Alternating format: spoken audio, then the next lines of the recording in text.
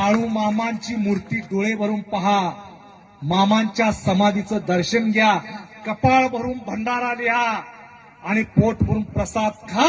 तुमचं गाराणं माझ्या बाळू मामाला सांगा, तुमच्या जीवनाचं कल्याण झाल्याशिवाय राहणार नाही. हे का बाळू मामाच्या नंदीचं सांगणं आहे. होय, मी बाळू मामाचा नंदी आहे. 140 कोटी जनतेमधून मला निवडलेला आहे भाकणूक सांगण्यासाठी. होय, मी बाळू मामाचा पिये आहे.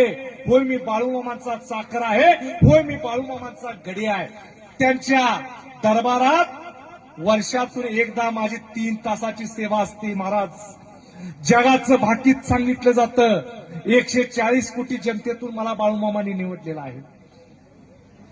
महाराजांना कदाचित थोडंसं माझं मगाशी खटकलं असेल की मी बाळू मामांच्या मार्फत आलेला आहे. होय, मला बाळू मामाने इकडे तुम्ही जा